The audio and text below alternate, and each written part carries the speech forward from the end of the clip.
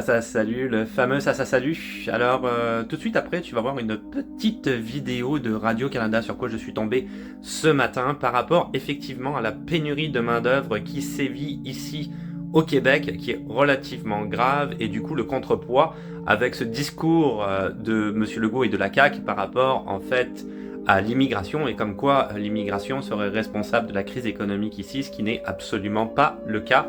On regarde ça tout de suite. Au Québec, en ce moment, plus de 34 000 enfants sont en attente d'une place en garderie. Et apparemment... C'est pire, c'est vraiment pire maintenant. Et même si on annonce la création de nouvelles places, ça ne peut pas se concrétiser. Il manque d'éducatrices. Pourquoi on manque d'éducatrices? Je pense que parce que les conditions de travail se sont dégradées. C'est décourageant. J'ai parti ma technique. La première année, on était 96. On a fini avec 24 finissantes. Et avec 36 ans de métier, Marie-Ève, elle a vu l'évolution des CPE au Québec. Le pic, c'est vraiment en ce moment. Quand on est malade, on n'a carrément pas de remplaçante. Donc, il faut fermer des groupes, demander à des parents de garder leurs enfants. Donc, ils ne peuvent pas aller travailler. C'est comme une réaction en chaîne, hein. Tout est lié. Selon les éducatrices à qui j'ai parlé, le salaire, c'est l'enjeu principal. On est la technique la moins payée au Québec. Il débute à 21,60 $ l'heure et plafonne à 30 $. Mais au-delà de ça... Souvent, les gens vont rentrer ici, vont se dire « Ah, je peux faire ça, j'ai des enfants. » Mais tu sais, c'est pas juste de surveiller les enfants, c'est de jouer avec eux dans le but de développer leur capacité. Là. C'est exigeant être une éducatrice. Oui, oui. Des milliers d'intervenantes en petite enfance s'apprêtent à faire la grève en novembre. Et le but, au-delà d'augmenter leur salaire et d'améliorer leurs conditions de travail, c'est d'ajouter une certaine valorisation à la profession. Alors, je vais répéter quelque chose que j'ai déjà dit plusieurs fois. Moi, je travaille dans les écoles. J'ai travaillé quand même dans les écoles pendant plus d'une dizaine d'années, je te dirais 15 ans et quelques à peu près. Et effectivement, en ce moment, la pénurie de main-d'œuvre est assez hallucinante. Pour tous les cas de travail, toutes les professions dans les écoles. Là, tu vois, on parlait des garderies, c'est la même chose. Et dans énormément de domaines, c'est comme ça.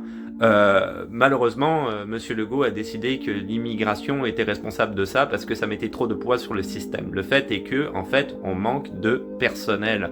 On manque de personnel parce que effectivement, il y a eu un arrêt de l'immigration pendant la pandémie de la Covid-19, donc 2020, 2021, 2022. Après ça, ça a été un petit peu mieux effectivement, surtout au cours de l'année 2022. Et on a un manque au niveau du coût du personnel, étant donné qu'on a une démographie quand même très basse et qu'on n'est pas capable, si tu veux, de produire suffisamment de travailleurs en tant que société. Donc je pense que clairement, enfin je pense pas, c'est un fait, je le vis tous les jours si tu veux dans les écoles, c'est ça le nœud du problème. Effectivement, dans les écoles, c'est comme dans les garderies, comme on l'a vu, quand quelqu'un manque, la plupart du temps, il n'est pas remplacé. Si moi demain, je ne rentre pas travailler à l'école, personne prendra ma place, il n'y a personne sur les listes de remplacement, c'est un fait. Pour ce qu'il en est plus particulièrement des éducatrices, dans le reportage, il disait qu'effectivement c'était un job qui n'était pas très bien rémunérée. Du coup, comme l'ancienne étudiante l'expliquait, quand elle a terminé ses études, finalement, il n'y avait quasiment plus personne qui a été diplômé. La plupart des étudiants sont partis à cause, effectivement, des conditions de travail qui sont pas assez bonnes pour ces étudiants-là en bout de ligne. Si tu te reposes plus particulièrement sur l'immigration, il y a énormément de gens qui vont soit avoir un diplôme qui est identiques à ce diplôme-là dans leur pays d'origine et qui sont prêts à suivre une formation complémentaire, voire même à recommencer même une formation ici, pour travailler dans ce domaine-là sans aucun problème, puisque pour eux, ce sont des salaires qui vont valoir la peine, tout du moins pour les premières années. Et même si c'est juste pour les premières années, on le voit dans le reportage, on a clairement besoin de ces gens. Finalement, je te dirais le dernier point, effectivement, au niveau de la crise du logement, je pense qu'il y a un gros dérapage du point de vue du gouvernement Legault, ne serait-ce que pour ne pas légiférer suffisamment les Airbnb, qui provoquent une grande raréfaction des logements et donc une augmentation des prix.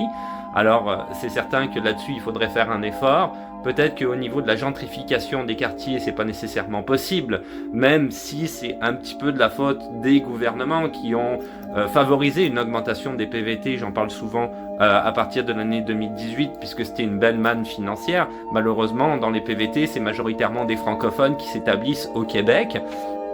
Donc j'ai rien contre les PVT, c'est le nombre de PVT qui a eu lieu en 2018 qui a été le problème, et des étudiants étrangers également, qui a procédé à la gentrification de certains quartiers, et du coup effectivement à une augmentation quand même assez massive, je te dirais, des prix. Bon, pour les étudiants étrangers, ça a été il n'y a pas longtemps par le gouvernement Trudeau, si tu veux, réformé au niveau des permis d'études, par obligation, je te dirais quelque part. C'est certain, là on va pas se mentir, c'est vrai à ce niveau-là. D'un autre côté, je pense qu'effectivement un effort pourrait être fait par Monsieur Legault pour les Airbnb et peut-être plus de construction au niveau des logements sociaux, mais certainement pas par rapport à l'immigration, parce que si on réduit l'immigration, on favorise la pénurie de main-d'œuvre. Donc quelque part, je pense que le problème est à prendre à l'inverse.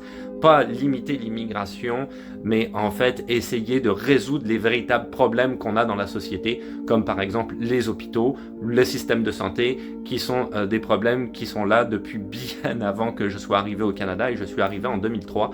Donc c'est pour te dire que non, c'est pas la faute de l'immigration partout. Voilà, je trouvais ça intéressant d'en parler aujourd'hui. Là-dessus, je te dis à plus.